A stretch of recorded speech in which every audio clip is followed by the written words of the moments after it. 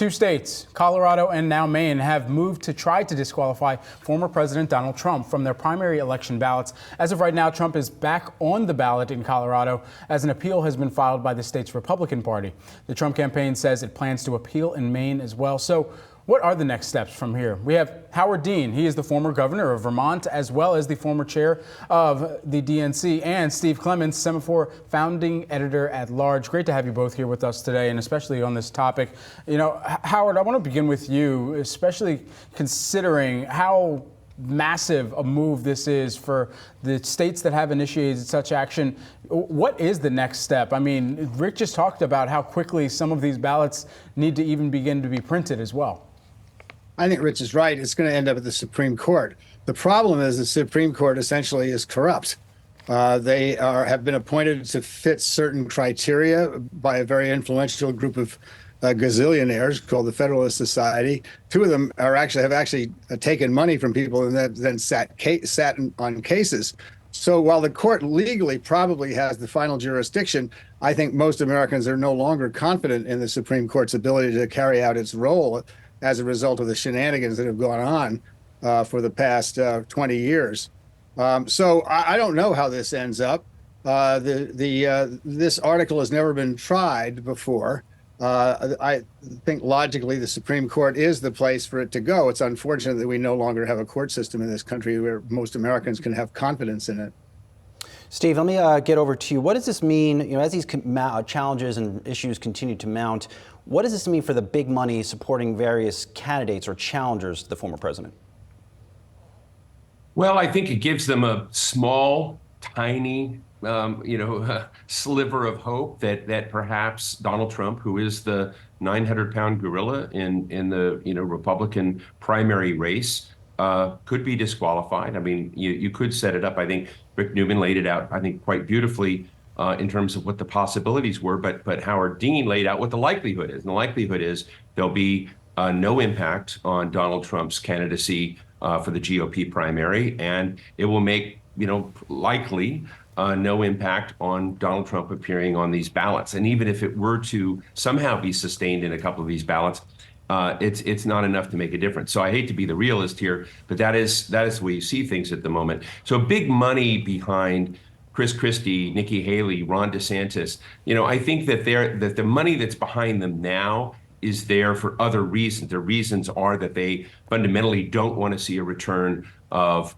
President Trump to that ticket. And I don't expect that these rulings one way or another are going to matter for them. Even for a party, Steve, that was trying to best figure out how to, if necessary, distance itself or move on from Trump, does this just kind of put lighter fluid on the clear path ahead for him as the nominee for the party? But you need to realize the party itself, however you measure that, doesn't want to abandon Trump. You look at Donald Trump's numbers out there, and they're astoundingly large. There is a portion of the GOP that wants to move beyond Trump and move to other candidates and have a genuine contest. I think the same thing is true, honestly, in the Democratic campaign with President Biden, who would like to see alternatives to the Biden-Harris ticket. But right now, as things look today, unless Donald Trump does something to himself to self-implode, it doesn't look as if there is a likely real challenger to Donald Trump. We'll have to see what happens with New Hampshire. Nikki Haley, until her mistake of not mentioning slavery as the principal driver of the Civil War, depending on how that plays out in New Hampshire, there's really not a challenger to take on Donald Trump within the party. The party does not want to abandon him right now. Howard, let me get back to you. So we have these headlines regarding the former president, but when you look at the Biden administration, it looks like they should have a couple wins or just win behind their sails a little bit besides this one. Inflation is coming down this country. You have stocks trading at a record. Consumers are out there spending. What should the Biden administration be doing right now? Look, I don't have a particularly close relationship with Biden as I have with many other Democratic presidents, just because our paths haven't intersected much. But if you got to hand it to him, the guy's probably done a better job than any president and domestically since Lyndon Johnson. The stuff he's delivered is incredible. Climate change, the minimum wage stuff, helping students. The big problem we have here is a generation gap.